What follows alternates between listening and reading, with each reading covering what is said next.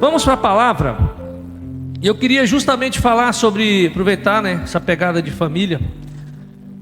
Vamos falar o que acontece quando Jesus está em casa.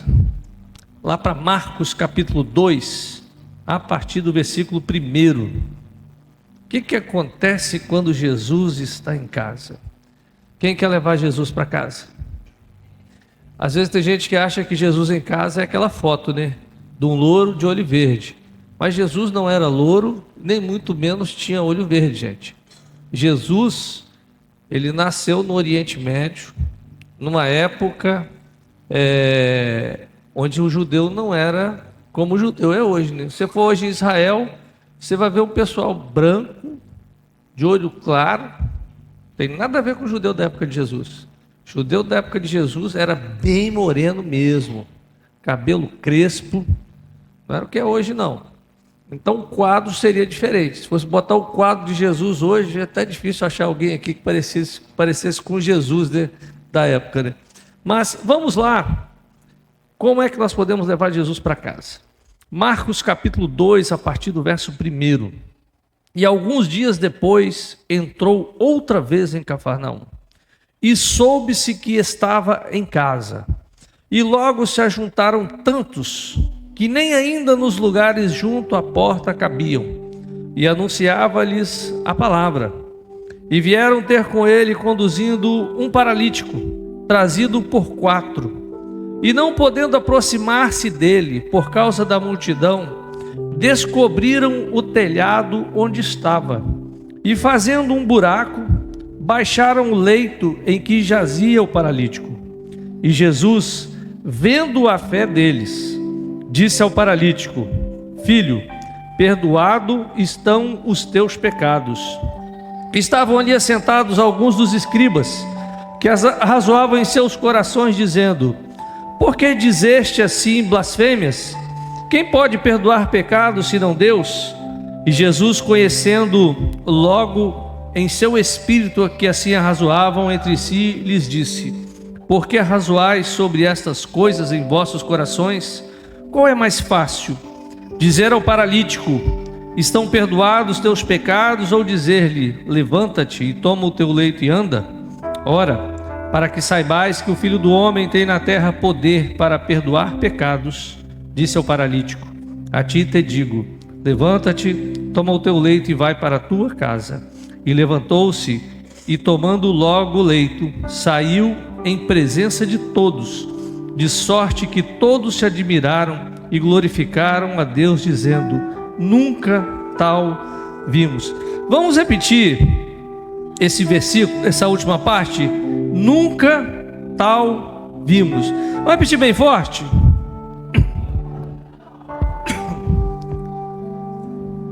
Falaram bem devagar, Nunca tal vimos. Nunca tal coisa nós vimos. Você gostaria que fosse assim? Que as pessoas olhassem para a sua casa e falassem assim: Nós nunca vimos tal coisa, nós nunca vimos isso. É interessante que esse texto, Jesus ele volta a Cafarnaum. Cafarnaum era basicamente o ponto de apoio de Jesus. Cafarnaum estava próximo ao mar da Galileia ou ao lago de Genezaré, A Bíblia, algumas versões falam em mar, mas na verdade é um grande lago de água doce. E fala mar porque qualquer vento faz com que ondas, e ondas grandes, aconteça ali, nevoeiros, E Jesus, a base dele era ali em Cafarnaum, e ele sempre estava na casa de Pedro. Possivelmente ele estava na casa de Pedro. E quando ficaram sabendo que Jesus estava ali, todo mundo correu para a casa de Pedro. Gente, primeira coisa que acontece, uma casa onde Jesus está, todo mundo fica sabendo, É diferente. Aquela casa onde se ouvia antes aquela música horrível, O funk, onde se ouvia gritaria, onde se ouvia palavrão, onde se ouvia xingamento, muda. Aí passa a ouvir louvores, adoração, muda o ambiente. As pessoas notam isso. Uma casa sem Jesus é uma casa desorganizada. E assim está a nossa volta, gente.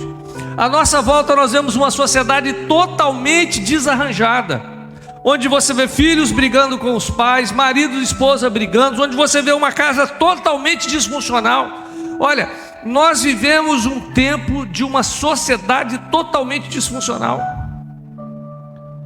Depois da Primeira Guerra, de 1930 para cá, o mundo mudou. Nunca se viu tanto divórcio. É interessante que até o início do século XIX, os americanos, eles puxaram a indústria, né? E as coisas eram feitas para durar. Tanto é que você vê alguns equipamentos, moinhos, coisas que foram feitas no século XIX que ainda funcionam. Há um tempo atrás eu estava vendo um documentário de uma fábrica de papel nos Estados Unidos. Foi a primeira fábrica de papel. E até hoje tem equipamento que funciona. Mas é o que aconteceu. A sociedade, a partir do século da Primeira Guerra Mundial, com a Grande Depressão, a quebra da indústria americana, aí disseram a seguinte coisa: olha, nós não podemos fazer coisas que durem. As coisas, elas têm que quebrar, porque se não quebrar, a gente quebra. Se você comprar um carro, é interessante, gente, a Toyota é um dos melhores carros que existe, a Toyota, não é? É a Toyota. E eu tive um Toyota, não quebrava mesmo não, carro bom. Mas é o que acontecia, o cara comprava o Toyota, não quebra, tá lá. Aí o que a Toyota passou a fazer? Lançar modelo novo todo ano. Por quê? Porque o cara tá com um carro lá, que não quebra, que tá bom, que é para andar, mas sai um modelo novo, aí o coração fica: eu preciso ter um modelo novo. Aí tem que trocar de carro. É igual o celular, gente. Todo ano a Apple lança um iPhone novo.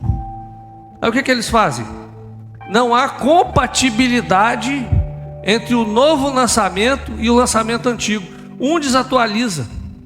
Aí o que aconteceu? Eu estou explicando isso para você entender o que veio para a família. O que aconteceu com a família? O meu casamento não está legal não. Vou trocar. Vou fazer um upgrade. Vou deixar a esposa, deixar o marido e vou arranjar outro. Você vê como a sociedade trabalha. O mundo tem influenciado dentro do nosso convívio, dentro da nossa casa. Hoje nós estamos vivendo uma geração como nunca houve na história. A geração que não sabe a sua identidade. Você já percebeu isso?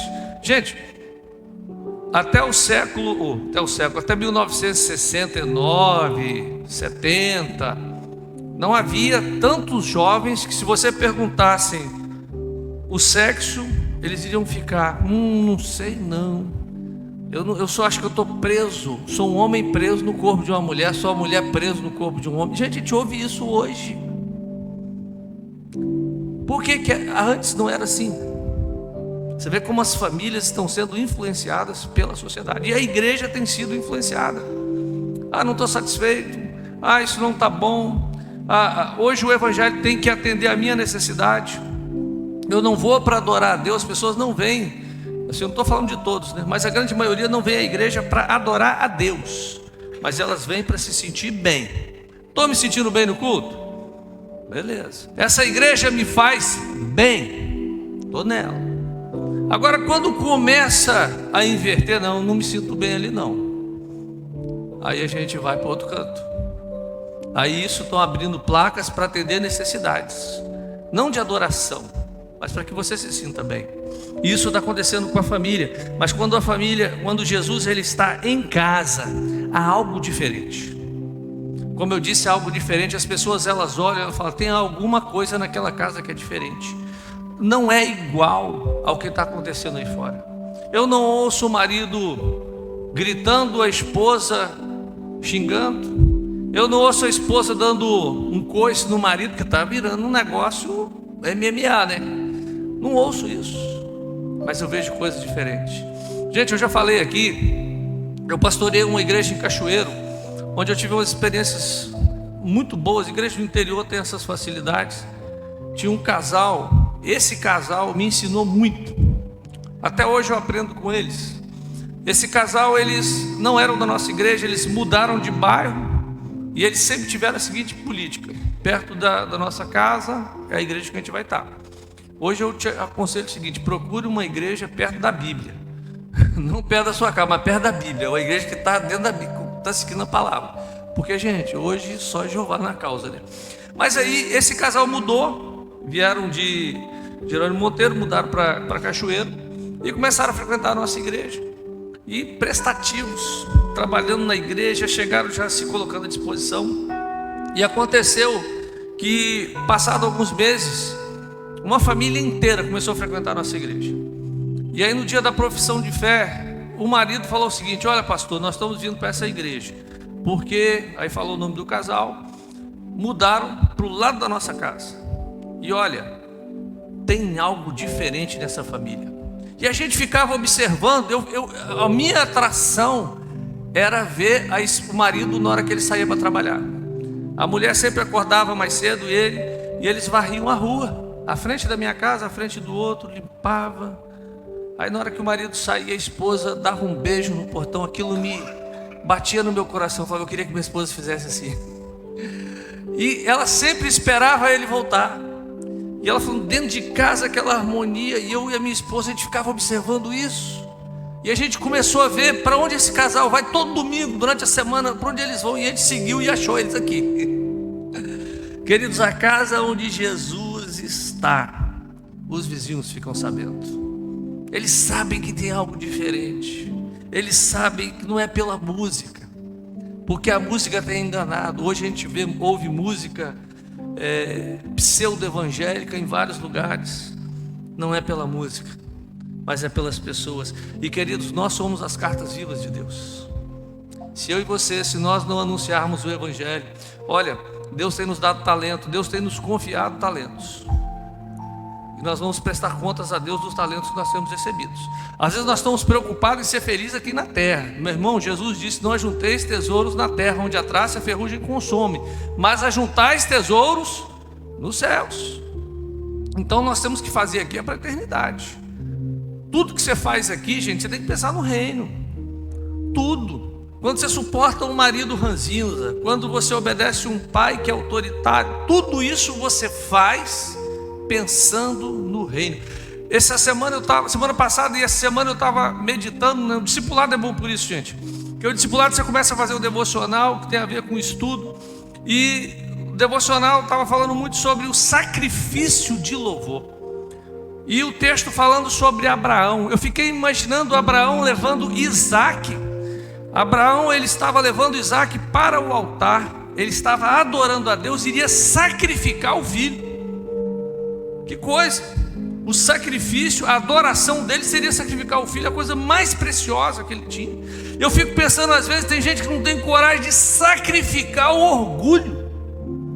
Eu vou perdoar, eu vou suportar, jamais. Aí acha que adoração é cantar. Gente, o louvor foi top, o pessoal cantou muito bem. Parabéns à minha esposa, né? É uma voz lindíssima, né? Foi isso que me cativou a primeira vez que eu vi ela cantando. Vocês também cantaram bem, tá? Mas eu estava prestando atenção na voz dela. Mas, gente, a gente acha que adoração é cantar. Adoração é o sacrifício. É aquilo que te custa algo. Se perdoar lhe custa algo, é adoração. Quando você perdoa, se isso lhe custa, você está perdoando, Deus está recebendo a adoração. É difícil, né? Tem gente que não adora. É por isso que quando a gente fala em oferta, né? A questão da oferta não é o que sobra. Ou melhor, tem a ver com o que sobra, né? Se você deu 10 mil, sobrou 20 mil, beleza, não foi sacrifício, foi oferta. Agora você só tinha R$1 no bolso e deu, é sacrifício. Tem gente que acha que sacrifício é dar muito. Não é dar muito, é quanto sobra quando você volta para casa. Não estou falando que você tem que deixar a carteira aqui, não. Estou te falando que se você quer ser um verdadeiro adorador, você tem que entender, algo tem que lhe custar. Quando Davi, ele queria construir o templo, e aí quando ele acha o terreno era perfeito, o lugar era o melhor lugar, destaque era o lugar, ali vai ser o templo, todos vão olhar e vão ver o templo lá, lugar perfeito. Aí ele chega para adquirir. Era o rei. Aí o dono do terreno falou que não, senhor, toma o terreno, leva o terreno, é teu. Ele fala: olha, eu não quero dar a Deus algo que não me custe nada, tem que custar alguma coisa. Interessante, né? Às vezes a gente quer dar para Deus sobra, Deus não quer sobra. É por isso que dentro das nossas casas, se eu quero atrair Jesus, eu tenho que entregar algo. Para Jesus entrar, algo eu tenho que entregar. A chave da minha vida. Ou seja, não pode haver, queridos, uma incoerência entre a verdade que eu prego e a vida que eu levo. Não tem como luz e trevas andar juntos. A presença dele na minha família deve provocar mudanças radicais. Jesus, quando entrou na casa de Pedro, mudou tudo. Foi uma bagunça geral. Mudança. Gente, hoje, infelizmente, a igreja no Brasil, a igreja no geral, não está vendo mudança. Não está vendo mudança. As pessoas, elas estão aderindo a uma fé e não sendo tocadas pelo Evangelho. Ou seja, vem para Jesus, está no culto no domingo, mas segunda-feira não mudou nada. Continua os mesmos programas, mesma pornografia na internet, mesmas atitudes de vida, mesma forma de falar, mesmas formas de agir, mesma falta de perdão. Ou seja, não houve mudança. Jesus, ele entra, uma mudança radical. A presença dele tem que impactar as famílias ao redor. A mudança é tão grande que as pessoas olham. Eu tinha um colega de trabalho, um dia ele chegou para mim e falou assim: Well, o que vocês fazem na igreja? Eu falei assim: o quê? Vocês fazem alguma lavagem na cabeça do pessoal? Eu falei assim, não estava entendendo. Ele falou assim: rapaz, tem uma família que mora em frente à minha casa, 2 casas à frente. Ora, o cara tem uns 4 meninos perturbados, pedra, jogando pedra na cara da gente, uma correria na rua, apertando campainha, o muro caindo, uma confusão, porque ele tomava todas, uma brigaiada. A mãe saía para a rua e gritava: menino! Era confusão. Ele falou: olha, aí eu comecei a ver que começou a mudar. Aqueles meninos começaram a andar arrumado no domingo, a mulher saindo com os meninos, daqui a pouco o marido também, todo mundo arrumado, arrumou a fachada da casa, arrumou a casa, comprou um carro e fazendo culto em casa. O que vocês fazem na cabeça do pessoal? Mas é Jesus que faz. Notou, o vizinho começou a olhar, começou a observar, alguma coisa aconteceu nessa casa, alguma coisa mudou nessa família. Porque, queridos, a presença de Jesus tem que impactar as famílias ao redor. A minha família e a sua família, ela tem que provocar transformação do lugar onde nós estamos. Amém? Quando Jesus está em casa, a casa se torna um lugar atrativo. Olha, já vi maridos que o último lugar que ele quer é chegar em casa, corre atrás de hora extra, vive querendo fazer hora extra, vive querendo fazer outras coisas. Por quê? Eu vou chegar em casa, minha mulher, porque o cara já chega em casa, a mulher não está preparada para receber ele, ou o marido não está preparado para receber a mulher, né? Você imagina, o cara chega em casa, tá a mulher que é óleo puro, não são não, né? Mas a mulher parece que lavou a cozinha, lavou tudo, e o marido chega e a mulher não está pronta para recebê-lo. Tá aquela cara, né, de leão, né? Demorou, esses filhos seus, olha só esses meninos perturbados. O cara quer chegar e ver isso. A mulher quer chegar numa casa bagunçada. Ninguém quer, gente. Os filhos querem. Que criança que quer ficar em casa, uma casa onde o pai e a mãe estão gritando com o outro, um xingando o outro? Ele não quer chegar em casa. Não quer. Um pai que bate, que espanca, não quer. Queridos, o que é um inferno? A ausência absoluta de Deus. Céu é a presença de Deus. Uma vez eu tive numa casa, um empresário, e ele me mostrou a casa dele toda. Uma casa muito bonita, gente, tudo de primeiríssima qualidade. O cara investiu na casa. Aquela sala, uma sala de cinema, aqueles poltronas estofadas, aquela telão e tal. Aí ele falou: pastor, tá isso aqui, ó, só usamos uma vez, tá aí, parado. Um salão de jogos, até aquele negócio de fliperama. Um monte de coisa, a casa cheia, pastor, está tudo aí. Meus filhos não param em casa. Eu queria tanto que meus filhos estivessem em casa, mas não param em casa. Aí eu falei com ele, sabe por quê? Porque Jesus não está aqui. Porque uma casa onde Jesus está, todo mundo quer estar. Gente, eu já fui em casa onde as pessoas têm pouco, mas você vê os filhos ali jogando bolinha de gude no quintal. Você vê os meninos brincando com feijão, tocando, jogando feijão, fazendo boizinho, quem fez da minha infância, né? Fazendo boizinho com castanha. O que tem nessa casa? Tem Jesus. É um lar diferente. Porque, queridos, a casa onde Jesus está, todo mundo quer estar. Quando Jesus está em casa, a palavra é anunciada. Olha, a presença de Jesus é proporcional ao valor que se dá à sua palavra. Queridos, quando nós pegamos a Bíblia e vivemos a Bíblia, as coisas mudam. Olha, e a palavra de Deus, ela fala em amor, perdão. Quando nós vivemos a palavra, o relacionamento entre marido e esposa, ele muda. Quando nós vivemos a palavra, nós temos mais da presença dele, menos palavra, menos da presença dele. Olha, aí a gente pode fazer a pergunta, né? Qual a importância da palavra na sua casa? Qual a importância da palavra de Deus dentro da sua casa? Ela se resume a ficar lá na estante. Eu já vi muitas histórias de pessoas que perderam óculos dentro da Bíblia, meses, não achavam óculos, o óculos estava dentro da Bíblia, perdido. Gente que perdeu dinheiro dentro da Bíblia.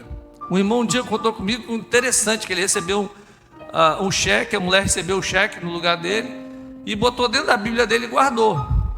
E ela não lembrou que tinha guardado, e ele está lá. 3 meses depois ele falou, mulher, fulano falou que te pagou. Eu falei, sim, pagou, recebi, mas onde está esse dinheiro? Está lá dentro da sua Bíblia. 3 meses o cheque lá dentro, perdeu dentro da Bíblia. Então quanto mais da palavra, mais de Deus eu tenho, querido, menos. Ou seja, em Colossenses 3,16, a palavra diz que a palavra de Deus habita em vós abundantemente. Porque, queridos, o que vai transformar o nosso casamento, a nossa família, é a presença de Deus. A esposa se torna mais atrativa, o marido se torna mais atrativo, os filhos se tornam, tudo se torna com a palavra de Deus. Agora, onde não há a palavra de Deus, agora você fala, pastor, então eu tenho que pegar e ficar lendo a Bíblia lá, vou pegar e vou abrir, vou já deixar o microfone cantando a Bíblia todinha. Meu irmão, a palavra de Deus, ela é viva. Você tem que viver o Evangelho. Nós estamos muito acostumados a pregar, mas nós pregamos sem falar. A melhor forma de pregar é viver, né? Como é que é isso? Começa no dia a dia, gente. É uma palavra de carinho, é abrir uma porta, é um filho que prepara um café e leva na cama para os pais. Isso é viver o Evangelho, é honrar. Você imagina aquele filho que pega, prepara o café da manhã num sábado que o pai está em casa e leva na cama para os pais. É honra, isso é viver a palavra, é viver o Evangelho.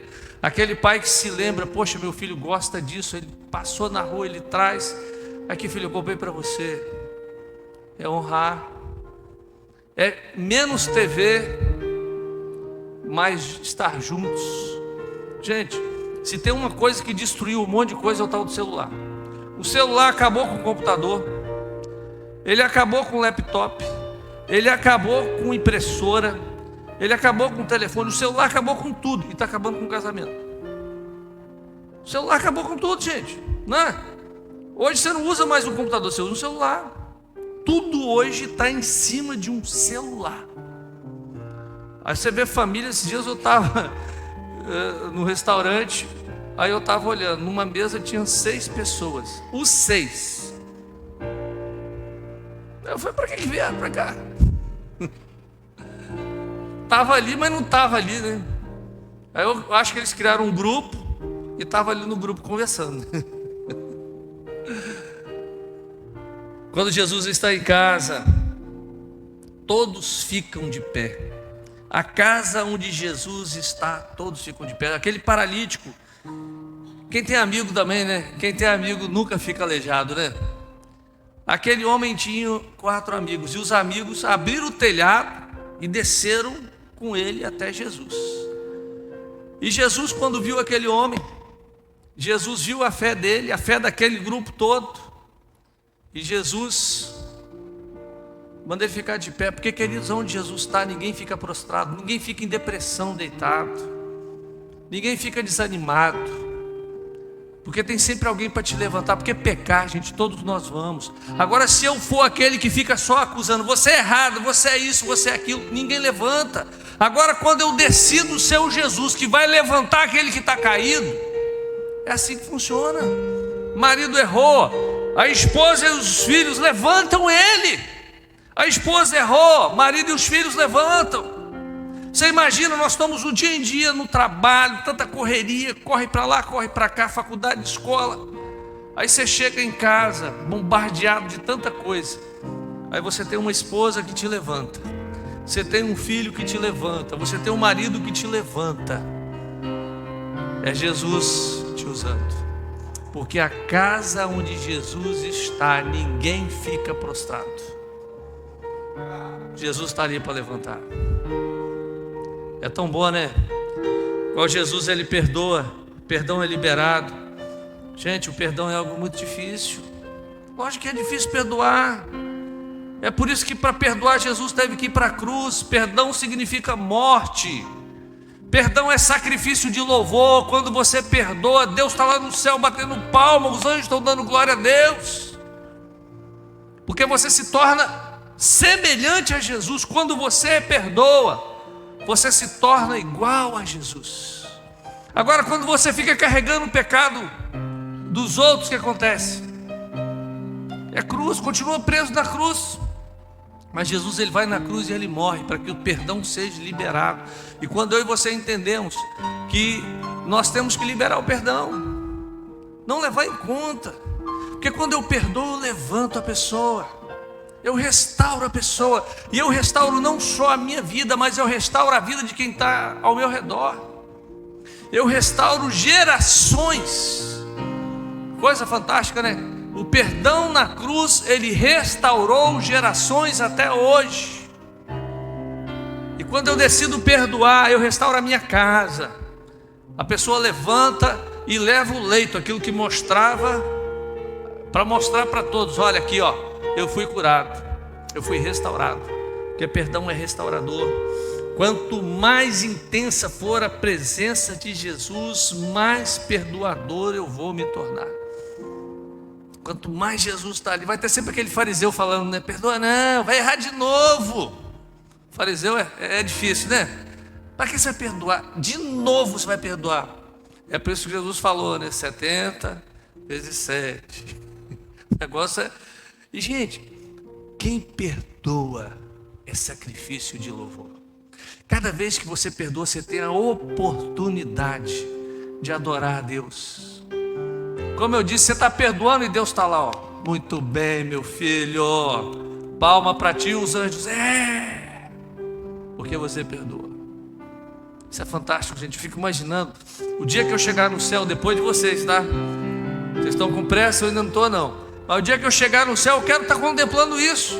A galera lá toda reunida, aquele monte de anjos, Jesus, todo mundo ali olhando. Aí vê lá o cidadão: vai perdoar, vai perdoar. Aí quando eu perdoo,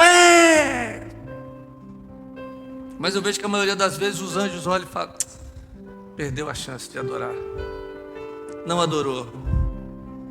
Porque perdão é sacrifício de louvor, perdão é adoração, perdoar é exaltar o nome dele.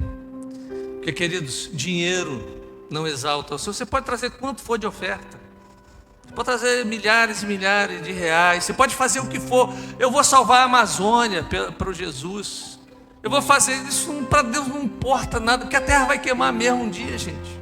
Vai queimar, já queimou outras vezes, né?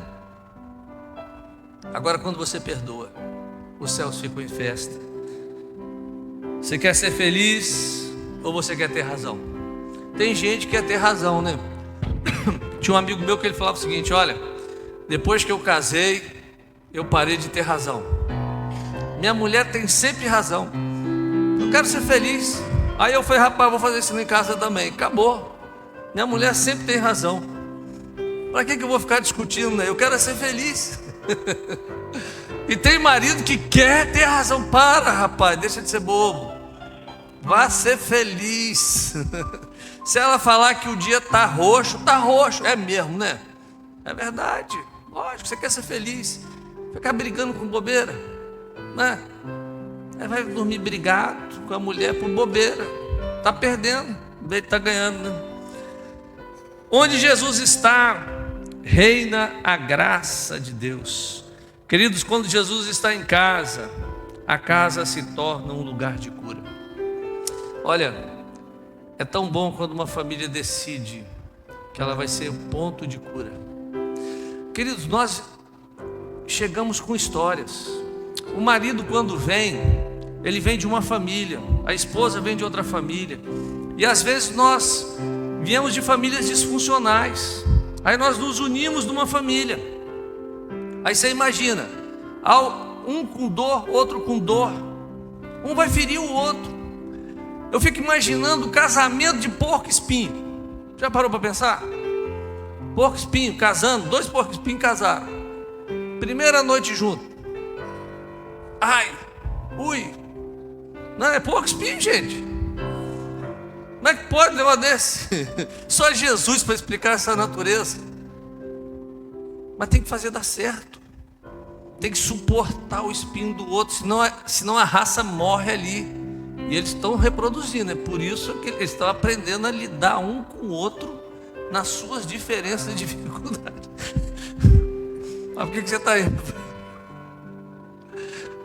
Ô, gente, eu parar de contar essas histórias, né? Eu quero trazer uma ilustração, mas os irmãos não entenderam a ilustração.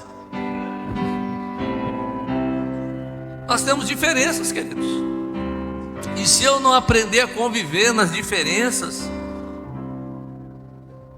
a minha família vai morrer. Eu tenho que aprender a suportar o outro.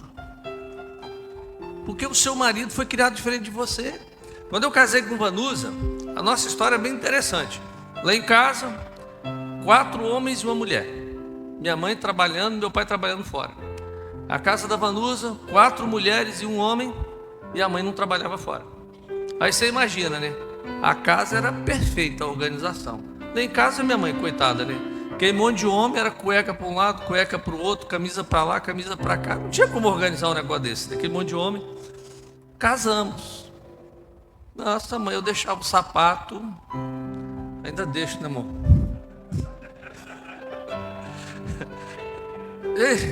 Se a mulher não suportar o negócio, não vai, não.